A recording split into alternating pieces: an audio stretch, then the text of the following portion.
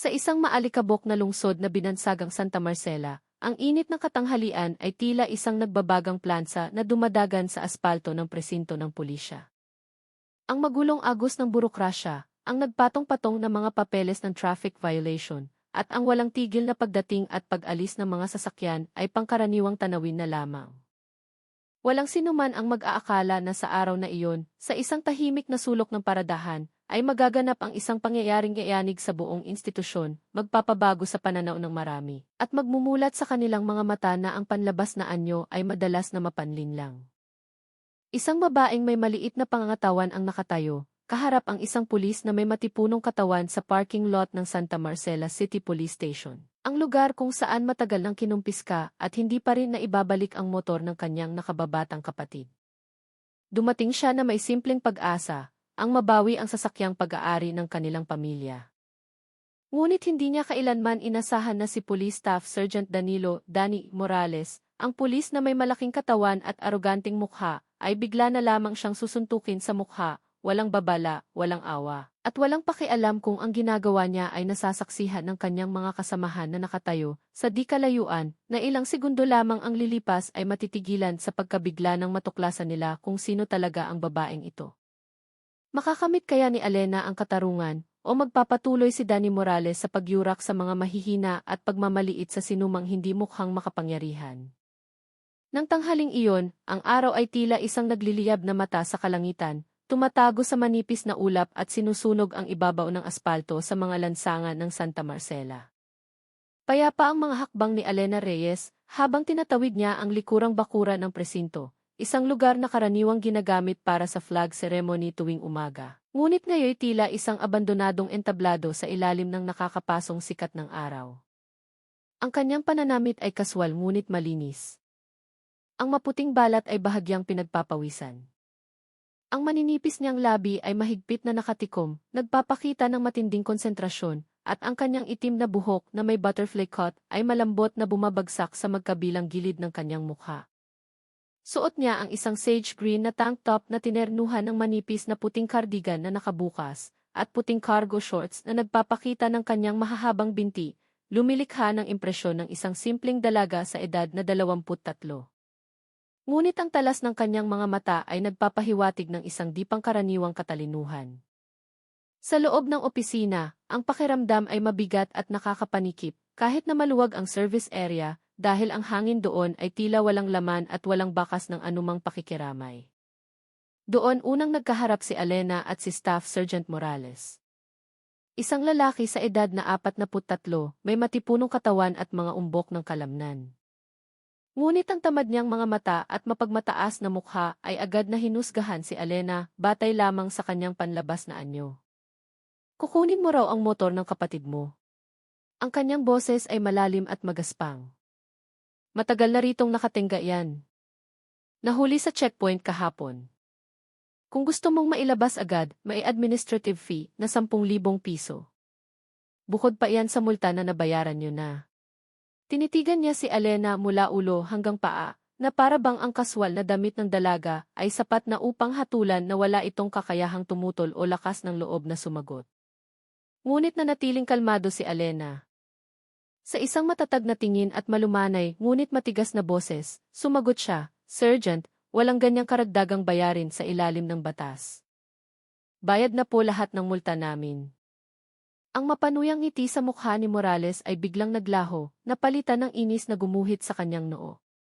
"Aba, gusto mo pa yatang makipagtalo sa akin, miss? Sa tingin mo ba nagbibiro ako? Ito ang standard procedure dito." Itinaas niya ang kanyang boses, umaasang ang kanyang malaking katawan at matinis na tono ay sapat na para mapasunod si Alena. Ngunit hindi na tinag si Alena Reyes ni katiting. Kahit na mas malaki ang katawan ni Staff Sergeant Morales at ang simpleng pananamit niya ay nagmumukha siyang hindi banta, nanatili siyang nakatayo ng mahinahon. Tumingin siya ng diretso sa mga mata nito at nagsalita sa mahinang boses, ngunit puno ng di matitinag na katatagan. Standard procedure na walang basehan sa batas. Ang mga salitang iyon ay lumabas ng may katiyakan, sinundan ng isang prangkang pahayag. "Hindi ako magbabayad ng perang walang legal na basehan, Sergeant. Ang tawag dyan ay pangingikil." Agad na namula ang mukha ni Morales. Ang kanyang amor propyo ay tila inapakan ng isang dalagang kaswal ang pananamit na naglakas loob na labanan siya ng walang takot. Matapang ka rin pala, ha, ungol niya habang humahakbang palapit. Sinusubukang takutin si Alena gamit ang kanyang malaking katawan at isang mapanghamak na tingin na lantaran na sinuri ang buong anyo nito mula ulo hanggang paa. Huwag kang magmarunong, miss. Kung matigas ang ulo mo, hindi lalabas ang motor ng kapatid mo hanggang sa katapusan ng mundo. O baka gusto mong ipakita ko sa iyo kung paano ang totoong procedure. Ngunit hindi man lang umatras si Alena. Nanatili siyang nakatayo sa kanyang kinatatayuan, nakatingin ng diretsyo, at sumagot sa isang walang emosyong boses na hindi maikakaila. Sige lang po, Sergeant. Mayroon akong mga prinsipyo at hindi ko isasakripisyo ang mga iyon dahil lang sa sinusubukan ninyong ipilit ang isang bagay na iligal. Ang mga salitang iyon ang nagpasabog sa galit ni Morales. Ang kanyang tingin ay naging mabangis. Ang kanyang mga mata ay lalong nagpakita ng paghamak kay Alena, na sa kanyang isipan ay isa lamang babaeng walang posisyon at walang kapangyarihan. Sige, Miss Matalino, pang-uyam niya. Kung marami kang sinasabi at ayaw mong makipagtulungan, ayusin natin ito sa ibang paraan. May likod bahay tayo, tamang-tamang lugar para ayusin ang mga problemang hindi kayang ayusin ng pera. Matapang ka, di ba? Sigurado siyang matatakot si Alena, dahil sa laki ng agwat ng kanilang pisikal na anyo, at dahil sa itsura nitong sa tingin niya ay masyadong simple. Ngunit ang nakuha niya ay isang bahagyang ngiti mula kay Alena, isang ekspresyong kalmado, may bahid ng pagtataka, at walang bahid ng takot. Kung iyan po ang gusto ninyo, Sergeant, sagot niya ng walang pag-aalinlangan. Tinatanggap ko ang hamon ninyo. Umismid si Morales, pakiramdam niya ay nanalo na siya. Lalong naging kumpiyansa sa kanyang kalamangan matapos makita ang tank top, cardigan, at shorts na suot ni Alena. Naglakad silang dalawa patungo sa likod bahay ng presinto. Si Morales ay may mayabang na mga hakbang, habang si Alena ay nanatiling kalmado at walang ipinapakitang takot. Ilang pulis ang nagsimulang sumulyap sa kanila, nagtataka sa maliit na away na nauwi sa isang lantad na komprontasyon. Ang ilan sa kanila ay napatawa sa kanilang isipan. Iniisip na masyadong kampante si Alena dahil hindi pa niya alam kung sino ang kanyang kinakaharap. Sa mainit na likod bahay, walang ano-ano'y biglang kumilos si Morales. Isang malakas at brutal na suntok ang kanyang pinakawalan, buong lakas na tumama sa mukha ni Alena. Isang nakakasukang tunog ng pagtama ang umalinggaw sa mainit na hangin. Napaurong si Alena. Dugo ang umagos mula sa gilid ng kanyang maninipis na labi, at isang pasa ang nagsimulang mabuo sa kanyang maputing pisngi. Umubo siya, naramdaman ang matinding sakit na parabang nabali ang buto sa kanyang panga. Ngunit hindi tumigil si Morales. Nagpatuloy siya sa pagpapakawala ng sunod-sunod na suntok sa katawan ni Alena, walang bahid ng awa. Lalong niyang minaliit ang kanyang kalaban dahil hindi ito lumalaban. Walang ganti. Tinanggap lamang ni Alena ang lahat ng suntok, tinitiis ito ng kanyang mukhang marupok na katawan. Ngunit sa likod ng kanyang pananahimik, hinahayaan ni Alena si Morales na mahulog sa kanyang sariling patibong. Alam niyang habang nagiging mas brutal ang kilos ni Morales, mas matibay na pisikal na ebidensya ang kanyang makakalap. Sinasadya niyang magtimpi, naghihintay na tuluyang malunod si Morales sa huwad na kumpiyansa na nabuo mula sa kapangyarihan at maling akala sa kanyang kaswal na pananamit. Bawat suntok ay masakit. Ang kanyang mukha at katawan ay humahapdi, ang dugo ay natutuyo sa gilid ng kanyang labi, at ang mga pasa ay nagsisimulang lumitaw. Ngunit sa kanyang isipan, ang lahat ay lalong nagiging malinaw. Ang mga sugat na iyon ay buhay na katibayan ng pag-aabuso, at iyon ang kanyang kailangan. Sa kanyang isipan, tila bumalik si Alena sa nakaraan, sa mga taon na humubog sa kanya bilang kung sino siya ngayon. Hindi siya isang ordinaryong babae na madaling sumuko. Sa likod ng kanyang simpleng anyo, si Alena ay isang taong hinubog ng prinsipyo mula pagkabata. Siya ay isang 23 taong gulang na babaeng mula sa Mindanao. Lumaki sa mga aral na ang katarungan ay dapat ipaglaban at ang dangal ay hindi isang bagay na maaaring itaya. Ang kanyang maputing balat, maninipis na labi, butterfly cut na buhok, at kaswal na pananamit ay nagbibigay ng impresyon ng kahinahunan. Ngunit sa likod nito ay mayroong kapayapaan at lakas na isinilang mula sa mahabang disiplina at matinding pagsasanay. Nasaksihan niya ang pag-aabuso sa kapangyarihan sa iba't ibang anyo mula pagkabata, sa kanyang kapaligiran man o mula sa mga kwento ng iba. Ang kawalang katarungan ay laging nagpapagalit sa kanya, ngunit alam niyang hindi sapat ang galit lamang. Kailangan ng estratehiya, talino at kakayahang kumilos. Naniniwala siya na ang tunay na lakas ay hindi tungkol sa pisikal na anyo o panlabas na kaanyuan, kundi kung paano nananatiling nakatayo ang isang tao upang ipagtanggol ang kanyang prinsipyo at ipaglaban ang katotohanan kahit na minamaliit at tinatakot. Ang nangyari kay Rico, ang kanyang kapatid, ang naging mitsa. Ang motor nito ay kinumpiska ng walang malinaw na dahilan at nang subukang bawiin, sila ay kinikikilan. Hindi ito tungkol sa 10,000 piso. Ito ay tungkol sa isang sistemang bulok. Tungkol sa mga opisyal na pakiramdam nila ay nasa itaas sila ng batas at hinuhusgahan ang mga tao batay lamang sa kanilang suot. Dumating si Alena sa presinto ng araw na iyon hindi lamang para kunin ang motor. Ang kanyang tunay na layunin ay mas malalim. Nais niyang ipakita na ang pagmamalabis ay hindi maaaring palampasin at ang panlabas na anyo ay hindi sukatan ng kakayahan ng isang tao. Nais niyang yugyugin ang sistema, kahit kaunti lang, lumikha ng isang maliit na bitak na balang araw ay maaaring lumaki at maging pagbabago. Naalala niya ang mahahabang hapon na ginugol niya sa pagsasanay ng combat-style martial arts. Ang kanyang mga galaw ay mabilis, mabisa, at nakamamatay, malayo sa kaswal na impresyon na ipinapakita ng kanyang damit. Ang kakayahang iyon ay hindi para manakit, kundi para ipagtanggol ang sarili kapag pinukaw o minaliit. Alam niyang mas mataas ang kanyang kakayahan sa karaniwan, kahit na sa isang lalaking kasing lakas ni Morales. Ngunit palagi niyang pinipiling itago ang lahat ng iyon hanggang sa dumating ang tamang oras at dahilan. Ngayon, sa likod bahay ng presinto na nakakapasong ang init, iminulat ni Alena ang kanyang mga mata pabalik sa realidad.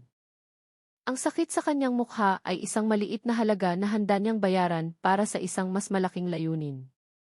Si Morales, na pakiramdam pa rin ay nakalalamang dahil hindi lumalaban si Alena at dahil sa kaswal nitong anyo, ay hindi namamalayan na siya mismo ang nagtatayo ng entablado para sa kanyang sariling pagbagsak.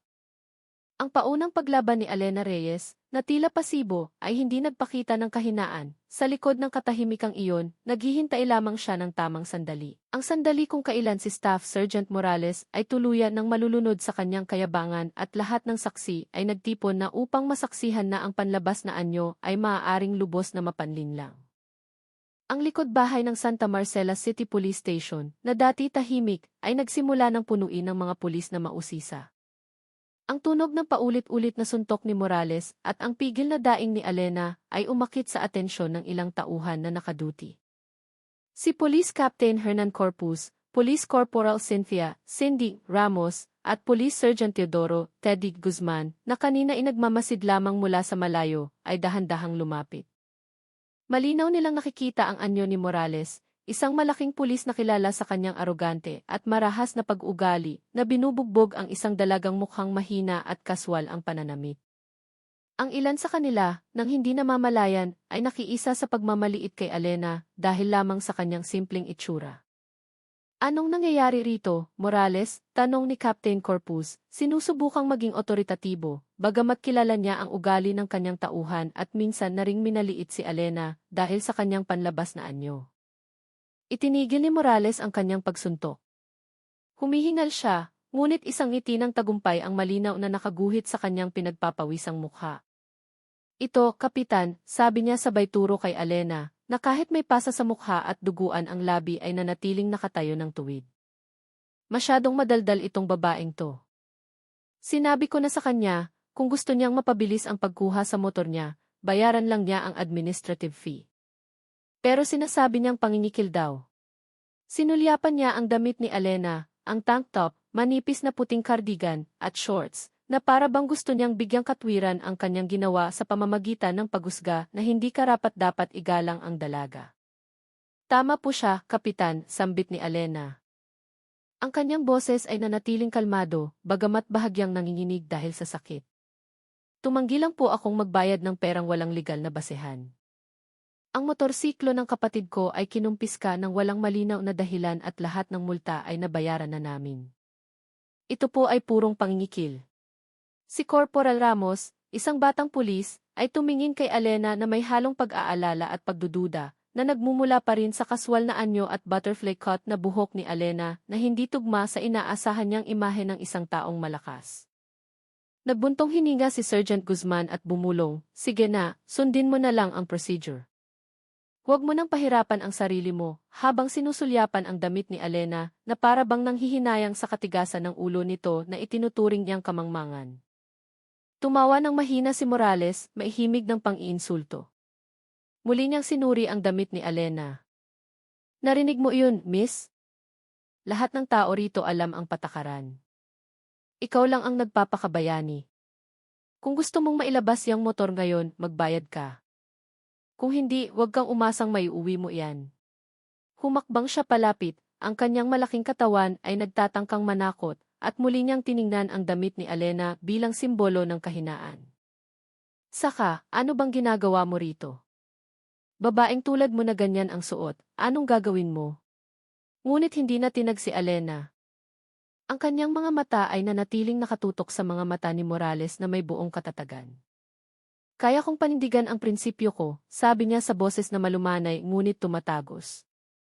"At hindi ko hahayaang apihin ninyo ang iba gamit ang kapangyarihang inaabuso ninyo. Ang batas ay para ipatupad, Sergeant. Hindi para manipulahin para sa pansariling interes." Ang mga salitang prangka at puno ng prinsipyo ni Alena ay lalong nagpaalab sa galit ni Morales. Pakiramdam niya ay napahiya siya sa harap ng kanyang mga kasamahan, lalo na't isang dalagang kaswal ang pananamit, na sa kanyang lohika ay hindi dapat magkaroon ng lakas ng loob na magsalita ng ganoon katatag, ang kumokontra sa kanya. "Tama na ang sermon mo, miss," sigaw niya. "Akala mo ba korte ito? Presinto ito at kami ang may hawak ng kapangyarihan dito. Gusto mong magreklamo? Sige, pero sinisigurado ko sa iyo, hindi makakarating sa mesa ng kahit sino ang reklamo mo." Mumisi si Morales at lumingon sa kanyang mga kasamahan na para bang humihingi ng suporta sa kanyang ginagawa kay Alena. Ang ilang pulis ay yumuko lamang. Ang ilan ay nagkunwaring hindi nakarinig. Ngunit ang iba ay nakatingin pa rin kay Alena na may pagmamaliit dahil sa kanyang simpleng anyo. Dahan-dahang huminga si Alena. Ang kanyang maninipis na labi ay bumuo ng isang tuwid na linya. "Ang kapangyarihang inaabuso, Sergeant, ay hindi nagtatagal," sabi niya ng mahina. Ngunit bawat salita ay umalingaw-ngaw sa mainit na hangin ng bakuran, tulad ng isang babala. Ang kalmadong ngunit matalas na pangusap na iyon ay lalong nag-udyok kay Morales. Pakiramdam niya ay lalo siyang hinamak, hindi dahil sa pisikal na lakas ni Alena, kundi dahil sa katapangan na nagmumula sa babaeng ito na kaswal ang pananamit, na nagsisimula ng magmukhang isang seryosong banta sa kanyang pangingibabaw at otoridad. Umabot sa sukdulan ang galit ni Morales. Ang mga kalmadong salita ni Alena ay sumunog sa kanyang amor proprio sa harap ng maraming saksi. Hindi niya matanggap ang katotohanang isang babaeng naka-tank top at shorts ay naglakas loob na hamunin siya ng harapan. Lumapit pa siya, itinuro ang mukha ni Alena gamit ang kanyang makapal na hintuturo. Ang kanyang tingin ay puno ng pangungutya at galit. "Makinig ka, sino ka ba sa akala mo? Dito, ako ang may kapangyarihan. Kapag sinabi kong magbayad ka, magbayad ka. Huwag mo akong turuan tungkol sa batas. O gusto mong malaman kung ano ang pakiramdam na makipag-usap sa tunay na batas?" Ang kanyang boses ay umalingaw-ngaw, puno ng magaspang na banta at pang-iinsulto sa anyo ni Alena. Ang mga pulis na nakasaksi, kabilang sina Captain Corpus, Corporal Ramos, at Sergeant Guzman, ay nanatiling tahimik. Kilala nila si Morales, mainitin ang ulo, marahas, at sanay na yurakan ang mahihina. Ngunit sanay din silang makita ang mga simpleng tao na yumuyuko sa katahimikan, lalo na ang mga tulad ni Alena na simpleng manamit. Ngunit ngayon, iba ang nangyayari. Hindi umatras si Alena. Sa gitna ng nagangalit na galit ni Staff Sergeant Morales, lalo pa siyang naging kalmado. Ang kanyang katatagan ay kabaligtaran ng suot niyang tank top at shorts. At ang kanyang malinaw na mga mata ay nakatitig ng diretso sa mga mata ni Morales, walang bahid ng takot. Hindi siya apektado ng mga tingin na patuloy na nanghuhusga sa kanyang pananamit o sa simpleng estilo ng kanyang buhok. Isa lang po akong mamamayang sumusunod sa batas, Sergeant, mahinang sabi ni Alena, ngunit ang bawat salita ay tila alon na unti-unting umuuka sa bato. At bilang isang mamamayang sumusunod sa batas, hindi ako yuyuko sa pangingikil. Hindi ito tungkol sa pera, Sergeant. Tungkol ito sa prinsipyo. Umismid si Morales, lalong minamaliit ang prinsipyong binanggit ni Alena. Para sa kanya, ang kaswal na anyo ng dalaga ay hindi karapat-dapat magsalita tungkol sa integridad. Prinsipyo. Kalokohan. Sinasayang mo lang ang oras ko. Kung ayaw mong magbayad, pwedeng mabulok dito ang motor ng kapatid mo. Huwag kang umasang mailalabas mo iyan. Tinitigan siya ni Alena nang hindi natitinag. Ang kanyang boses ay nanatiling kalmado at ang kanyang sagot ay matatag na tumusok. Karapatan ninyong pigilan iyan, Sergeant, kung mayroon talagang legal na basehan. Pero ulitin ko, hindi ako magbabayad ni isang kusing para sa illegal na administrative fee. Kung ipipilit ninyo, idadaan ko ito sa legal na paraan. Magreklamo ako sa Internal Affairs Service. Kung kailangan, sa mas mataas pa. Maaari ninyong subukang harangan ang reklamo ko, pero ang katotohanan ay laging hahanap ng paraan upang lumabas. Ang mga salitang iyon ay tumama ng diretso sa ego ni Morales. Saglit siyang natigilan. Ang kanyang ekspresyon ay nagbago mula sa galit tungo sa pagkagulat at muling bumalik sa mas matinding galit.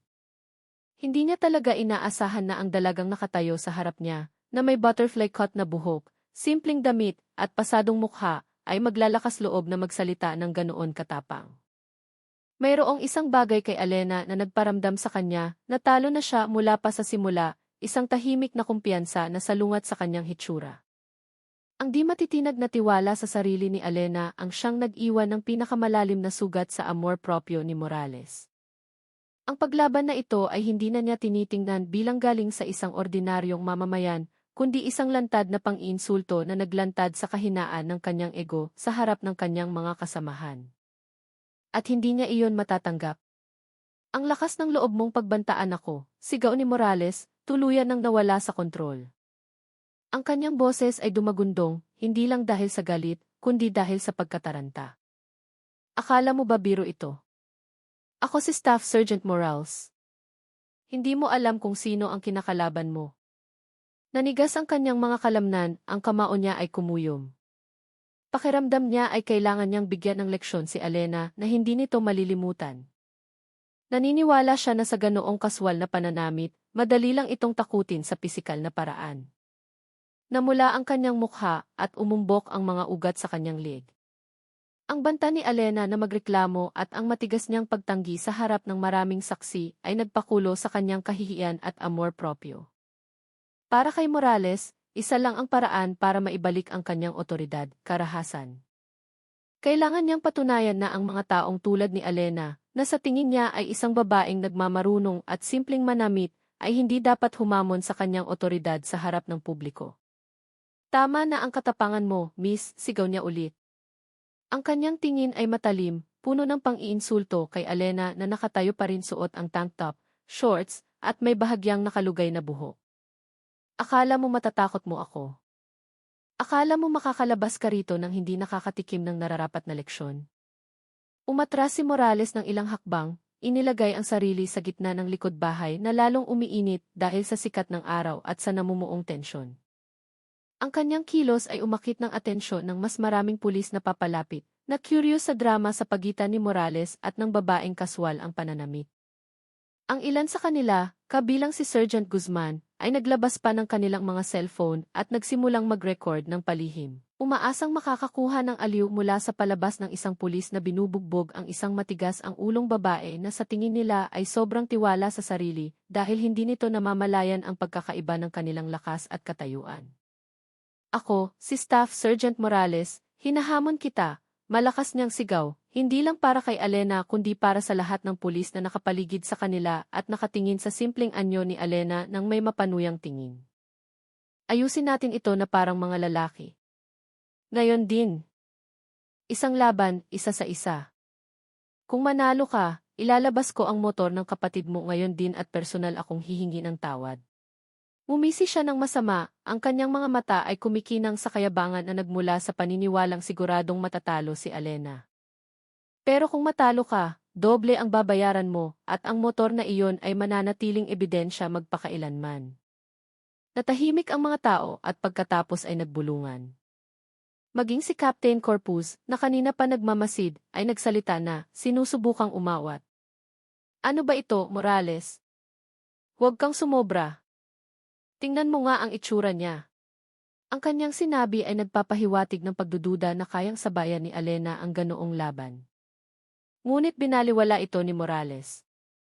Ang kanyang tingin ay nakatutok kay Alena, puno ng kayabangan at lubos na paniniwalang ang babaeng simpleng manamit sa harap niya ay hindi kayang gumanti, lalo na ang manalo. Ngunit hindi ito pinansin ni Staff Sergeant Morales. Ang kanyang tingin ay nakapako kay Alena Reyes, muling sinusuri ang kanyang damit na may mapanghamak na tingin, mula sa tank top hanggang sa shorts, at pagkatapos ay sa kanyang simpleng butterfly cut na buhok. Tumingin pabalik si Alena. Ang kanyang bahagyang namamaga na labi ay bumuo ng isang maliit na ngiti. Walang takot sa kanyang mga mata, sa halip may kislap ng isang bagay na hindi mabasa ni Morales, na hanggang ngayon ay hinuhusgahan lamang si Alena mula sa kanyang panlabas na anyo. Mabilis siyang sumulyap sa mga pulis na palihim na nagre-record, sinisigurong lahat ng mata ay nakatuon sa kanya. Dahil ito na ang sandaling hinihintay niya. Ang sandali para patunayan na ang panlabas na anyo ay maaaring lubos na mapanlinlang. Sige, Sergeant, malakas na sabi ni Alena. Ang kanyang boses ay kalmado at malinaw, umalinggaw sa ilalim ng nakakapasong sikat ng araw. Humakbang siya palapit, ang kanyang katawan ay maliit ngunit matatag. Ang hamon ninyo ay tinatanggap ko. Agad na nagbulungan ang mga pulis. Halos hindi sila makapaniwala na ang isang dalagang nakatank top at shorts ay talagang tumanggap ng hamon ng pakikipaglaban kay Morales na may malaking katawan at kilalang walang awa. Maging si Morales mismo ay natigilan. Hindi niya talaga inaasahan na sasagutin ni Alena ang kanyang hamon ng direkta. Ngunit sandali lang iyon, agad siyang bumalik sa kanyang kayabangan. Magaling, sigaw niya habang tumatawa ng may kasiyahan. Sige, para hindi mo masabing hindi kita binigyan ng pagkakataon. Naghanda si Morales. Lubos siyang naniniwala na sa loob lamang ng ilang segundo ay mapapatumba niya si Alena at mapapahiya ito sa harap ng buong presinto. Pakiramdam niya, ang sikat ng araw na tumatama sa kanyang likod ay tanda ng tagumpay na sa tingin niya ay sigurado na, dahil ang kalaban niya ay isang babaeng simpleng manamit at nakalugay ang buhok. Ang mga pulis ay nakatayo na ngayon sa isang bilog. Ang kanilang mga cellphone ay nakataas, nagre-record. Ang ilan sa kanila ay mayroon pa ring mapanghamak na tingin kay Alena, sigurado na ang masasaksihan nila ay isang malaking pagkatalo na magbibigay kasiyahan kay Morales. Umismid siya, pakiramdam ay nakalalamang. Naniniwala siyang si Alena ay isa lamang matigas ang ulong babae na hindi alam ang kanyang lugar. Tinanggap na nito ang mga suntok kanina ng walang ganti at ngayon ay tatapusin na siya ng tuluyan. Ito ang napapala mo kapag kinakalaban mo ang pulis, sigaw ni Morales, at saka pinakawalan ang kanyang kanang kamao nang may pambihirang bilis, direktang patungo sa ulo ni Alena. Lubos siyang naniniwala na isang malakas na suntok na iyon ay magpapabagsak sa kanyang kalaban. Ngunit nang malapit nang tumama ang suntok, may nagbago. Si Alena, na kanina'y tahimik, ay biglang kumilos, hindi umiwas ng harapan, kundi bahagyang yumuko at umikot patagilid. Ang kamao ni Morales ay sumala, dumaan lamang sa itaas ng kanyang balikat. Ang kanyang kilos ay napakabilis at pino, halos hindi makita ng mata, at lubos na kabaligtaran ng kanyang kaswal na pananamit. Nataranta si Morales, nawala ng balanse dahil sa lakas ng suntok na hindi tumama. Nagulat siya. Ang babaeng kaswal ang pananamit ay kaya palang gumalaw ng ganoon kabilis. At iyon na ang sandali. Ang mukha ni Alena, na kanina'y may pasa at duguan, ay nagbago. Ang kanyang mga mata ay nag-alab sa determinasyon. Ang kanyang mga labi ay mahigpit na nakatikom at hindi na siya nagpipigil. Ang kanyang mga kilos ay hindi na limitado ng kanyang pananamit. Sa isang iglap, nagpakawala siya ng sunod-sunod na mabilis at tiyak na atake. Isang matulis na siko ang tumama sa tadyang ni Morales. Ang kanyang tuhod ay tumama sa loob ng hita nito. Isang sampal gamit ang palad ang tumama sa isang mahinang bahagi ng braso nito. Bawat kilos ay mailakas, bilis, at nakamamatay na katumpakan, lubos na salungat sa impresyon ng kahinaan na ipinapakita ng kanyang damit. Nagulat si Morales. Kumalat ang sakit sa buong katawan niya.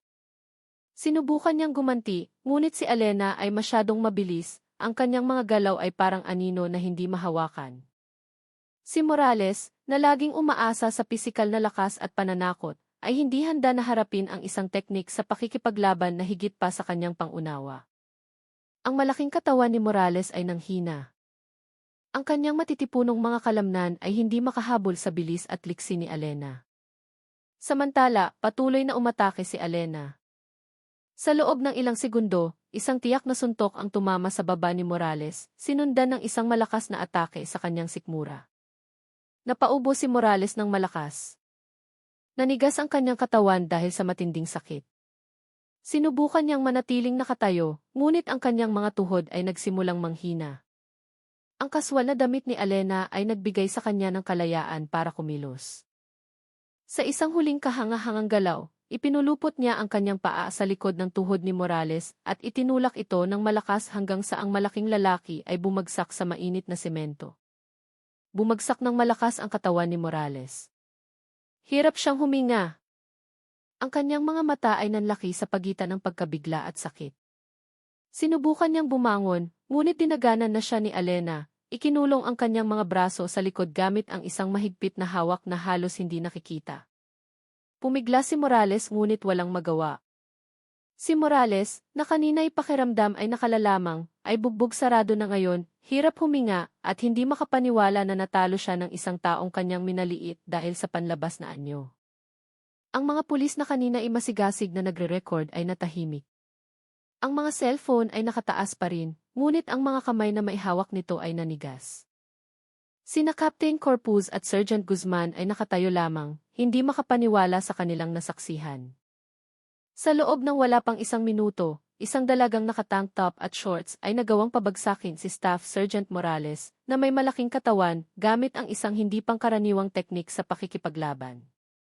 Walang nagsasalita, ang tanging naririnig ay ang mabigat at putol-putol na hininga ni Morales sa ilalim ng kontrol ni Elena Reyes na nanatiling kaswal ang pananamit ngunit hindi na muling mamaliitin. Isang nakabibinging katahimikan ang bumalot sa likod bahay ng Santa Marcela City Police Station. Lahat ng mata ay nakatutok sa hindi inaasahang tanawin. Si Staff Sergeant Morales, ang mayabang na siga na karaniwang kinatatakutan, ay nakahandusay at walang magawa sa lupa, hawak ng isang maliit na babaeng nakatank top at shorts.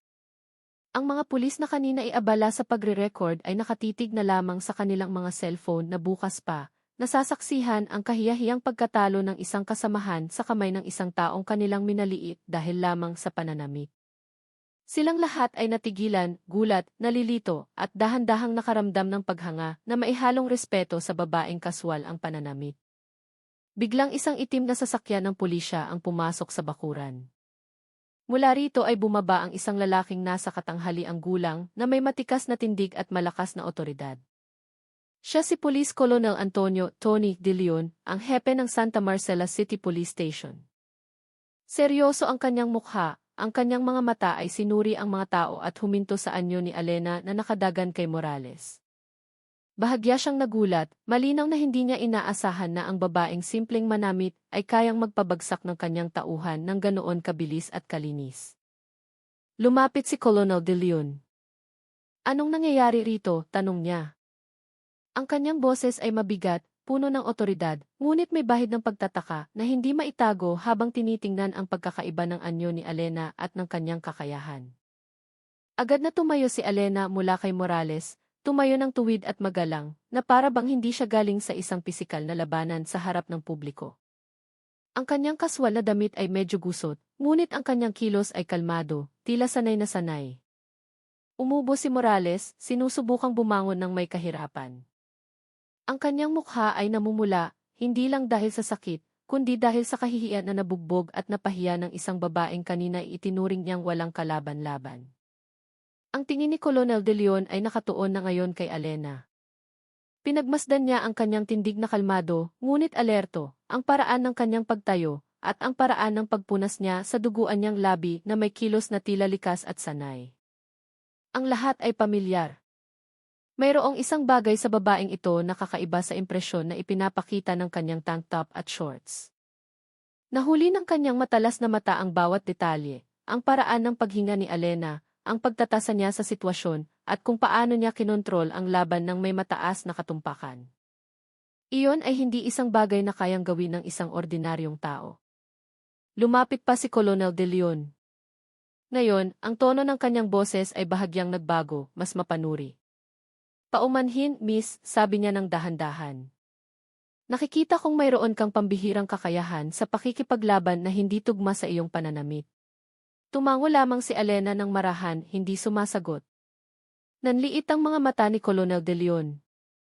Ang iyong mga galaw, ang iyong teknik napakapamilyar. Para siyang nagbubuo ng isang palaisipan na nagsisimula ng mahanap ang mga tamang piraso. Butterfly cut na buhok, kaswal na damit, ngunit ang mga galaw na iyon ay hindi maikakaila. Pagkatapos ay lumingon siya kay Morales na ngayon ay nakaupo na. Bugbog sarado ang mukha, mabigat ang hininga. Morales, ano ba talaga ang nangyari? Natahimik lamang si Morales, hindi makasagot, hindi dahil sa pisikal na sakit, kundi dahil sa kahihiyan at takot. Alam niyang ang nangyari ay hindi lang kahiyahiya, kundi maaaring maging sanhi ng kanyang katapusan. Muling tumingin si Colonel De Leon kay Alena, ngunit ngayon, iba na ang tingin niya. Mayroong pagkilala. Wala nang bahid ng pagmamaliit sa kanyang boses. Kilala ko kung sino ka, sabi niya ng mahina, ngunit ang mga salitang iyon ay umalingaw-ngao sa gitna ng nakabibinging katahimikan. Taga-Scout Ranger ka, hindi ba? Bigla, ang likod bahay ay sumabog sa mga bulungan ng hindi makapaniwalang pagtataka, tulad ng kidlat na tumama sa isang tahimik na kalangitan. Sina Captain Corpus at Sergeant Guzman, na kanina pa nakatayo, ay nanlaki ang mga mata sa pagkabigla. Scout Ranger. Ang elite force ng Philippine Army. Ang dalagang ito na nakatank top, shorts, at may butterfly cut na buhok. Isang elite na sundalo. Hindi itinanggi ni Alena. Tumingin lamang siya ng diretso at dahan-dahang tumango. Opo, sir, sagot niya. Ngayon, ang kanyang boses ay iba na, matatag at may bahid ng karangalang militar. Lahat ng nakarinig ay natigilan. Maging si Morales, na kanina'y puno ng yabang, ay biglang namutla. Ang sakit sa kanyang mga kalamnan ay tila nawala. Ngayon lang niya napagtanto. Kabubugbog lang niya sa isang miyembro ng Special Forces na naka-off-duty. At mas malala pa, ginawa niya iyon habang nakarecord sa harap ng publiko nang walang legal na dahilan dahil lamang sa paghusga sa isang tao batay sa panlabas na anyo. Hindi na ito simpleng pangingikil, maaari na itong ituring na pag-atake sa isang aktibong personel ng militar. Huminga ng malalim si Colonel De Leon. Ang kanyang dismayadong tingin ay nakatuon na ngayon kay Morales. Hindi lang dismaya, mayroon ding nag-aalab na galit na malinaw na nakikita. At ngayon, wala nang sinuman sa kanila ang nag-abala pa sa kaswal na damit na suot ni Alena. Ang kanyang tunay na pagkakakilanlan ay nabunyag na at iyon ang nagbago sa lahat. Matapos ang pag-amin ni Alena bilang isang miyembro ng Scout Ranger, ang kapaligiran sa likod bahay ng presinto ay biglang nagbago. Ang tensyon na kanina ay namumuo ay naging kahihiyan, pagkataranta, at takot, na malinaw na nakikita sa mukha ni Morales na lubos na napagtanto ang kanyang malaking pagkakamali, ang pagmamaliit sa isang tao, dahil lamang sa panlabas na anyo. Tiningnan ni Colonel De Leon si Morales sa huling pagkakataon. Ang kanyang tingin ay malamig. Staff Sergeant Morales, sabi ni Colonel De Leon, ang kanyang boses ay malamig at matalim. Ipaliwanag mo kung anong nangyari rito. Sinubukang magsalita ni Morales, ngunit ang lumabas lamang ay pautal-utal na mga salita. Ngayon lang niya lubos na naintindihan kung gaano kalaki ang kanyang pagkakamali sa pagmamaliit sa babaeng kaswal ang pananamit na hindi pala basta-basta. Sir, ayaw niya lang makipagtulungan, sir. Ngunit pinutol siya ni Colonel De Leon. Ang kanyang mga mata ay puno ng paghatol. O sinubukan mong mangikil sa isang sibilyan, pagkatapos ay inatake mo siya sa harap ng maraming saksi, pinadurugo, at hinamon pa ng laban nang hindi mo alam kung sino talaga siya sa likod ng kanyang simpleng damit. Tumingin ng matalim si Colonel De Leon sa mga cellphone na hawak pa rin ng mga pulis. Ang ilan sa kanila ay nagre-record pa rin. Ang mga visual na ebidensya na hindi maikakaila ay naging mga saksi sa kayabangan ng isang opisyal na nagkamali ng husga. Sigurado akong lahat ay malinaw na nakarecord, hindi ba? Ang mga pulis na may hawak ng cellphone ay agad na yumuko. Isa-isa silang nagmamadaling patayin ang kanilang mga record. Namula ang kanilang mga mukha, hindi dahil sa takot na mapagalitan, kundi dahil sa kahihiyan. Sila rin ay nakiisa sa pagmamaliit kay Alena dahil lamang sa kanyang itsura. Ngunit alam ni Colonel De Leon na ang mga ebidensyang iyon ay tiyak na kumalat na. At lahat iyon ay nagsimula sa isang bagay, ang kayabangan ni Morales na humusga sa isang tao mula sa panlabas na anyo. Bumaling siya kay Alena. Ang tono ng kanyang boses ay nagbago na, mas kalmado, mas magalang. Wala nang mababaw na paghusga sa kanyang kaswal na damit o sa kanyang buhok na may butterfly cut. Mayroon ka bang opisyal na reklamo tungkol sa insidenteng ito? Tumango si Alena. Ang kanyang kilos ay nanatiling kalmado, walang bahid ng galit sa ginawang pagtrato sa kanya. Dumating po talaga ako para mag-report ng pangingikil, sir, sabi niya. Ang pag-atake na ito ay karagdagang ebidensya na lamang. Huminga ng malalim si Colonel De Leon. Sige, sabi niya at saka lumingon sa lahat ng naroroon. Tumaas ang kanyang boses.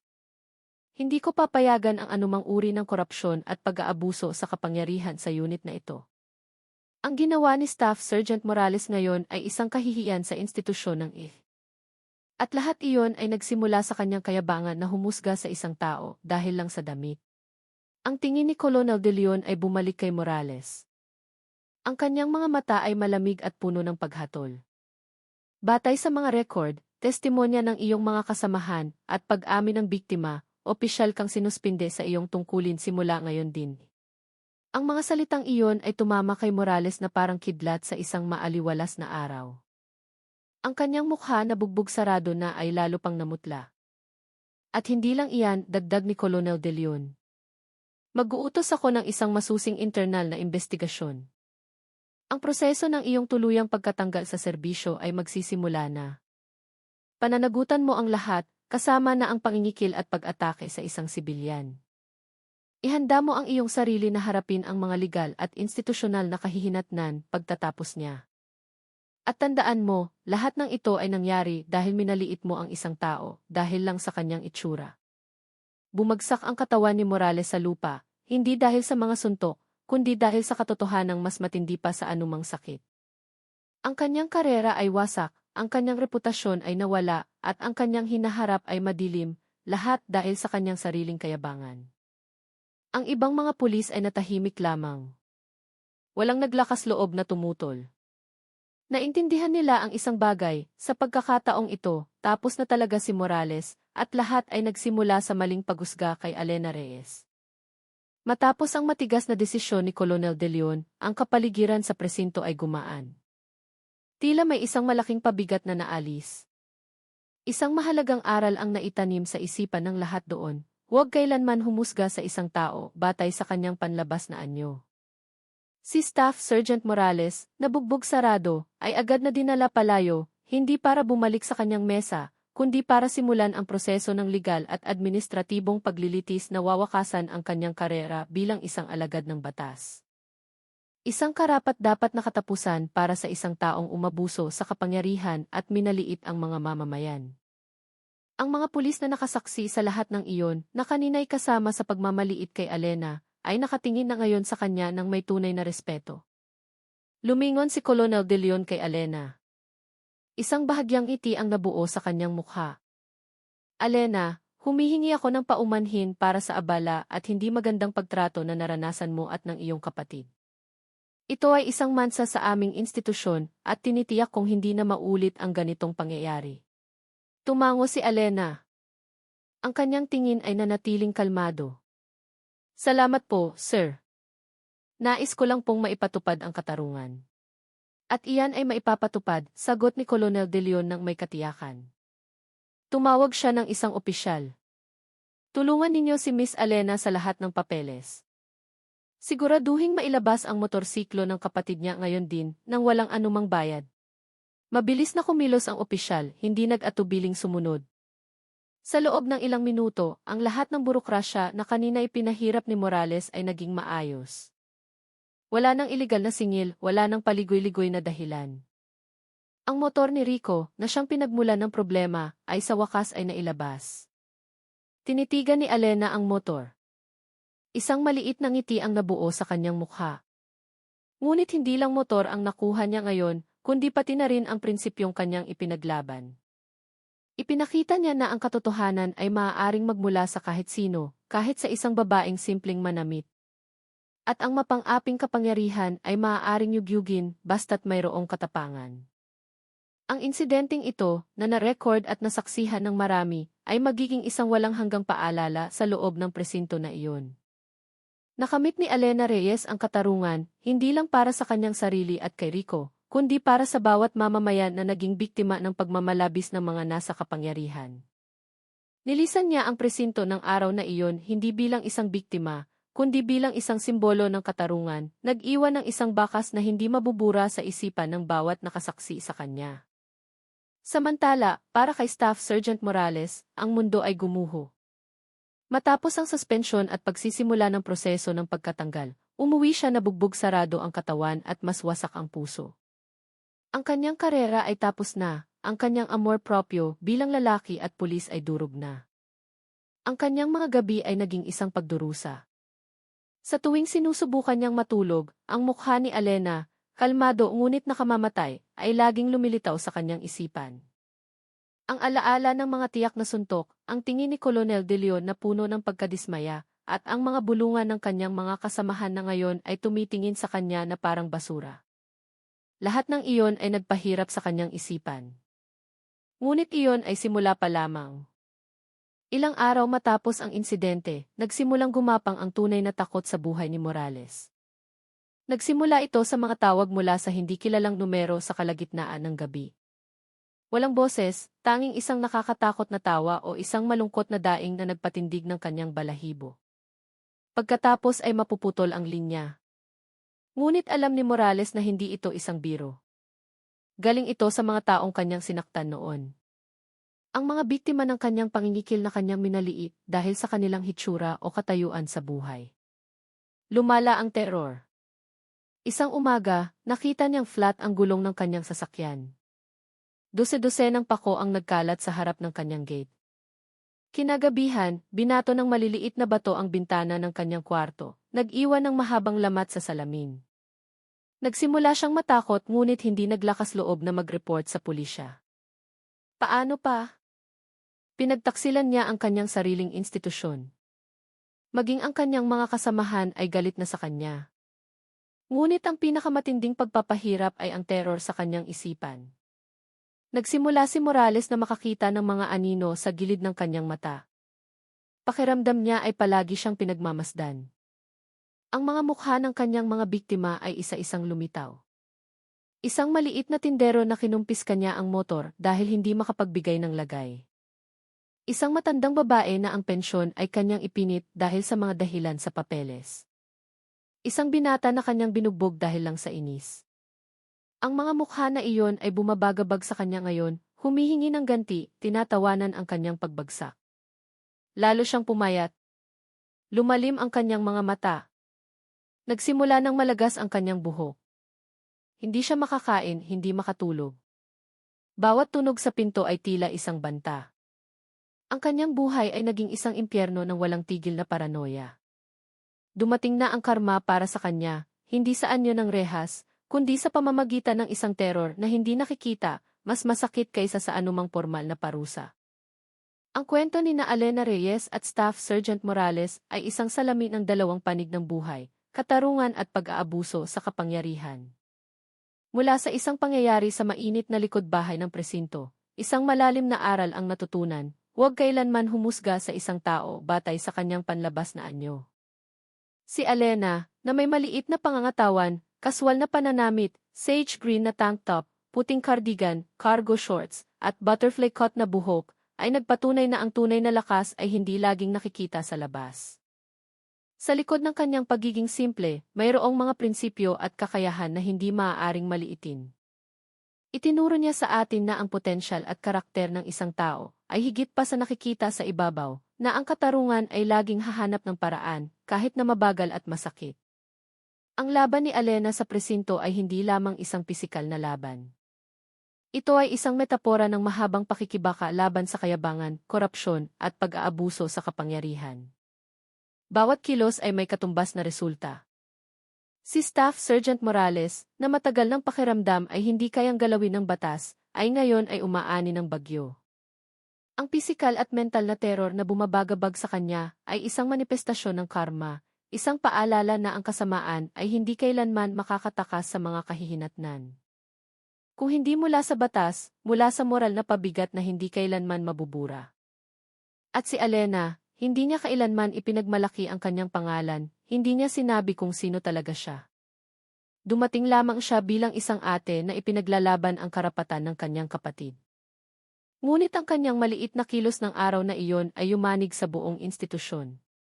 Isang prinsipyo, isang katapangan, ay sapat na upang yugyugin ang pundasyon ng kayabangan na matagal nang hindi nagagalaw. Hindi siya dumating na may dalang armas. Ang dala niya lamang ay ang paniniwala na ang tama ay dapat ipagtanggol. At mula sa paniniwalang iyon, isinilang ang isang kilos na aalalahanin ng sinumang nakasaksi.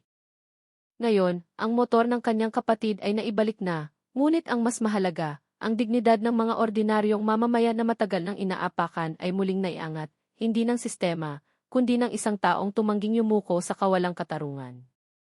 At ang kwentong ito, ang kwento ni Elena at ng unipormeng humamak sa kanya, ay mananatiling buhay. Ikukwento muli, gagawing paalala na hindi natin kailangang maging malaki para ipagtanggol ang katotohanan.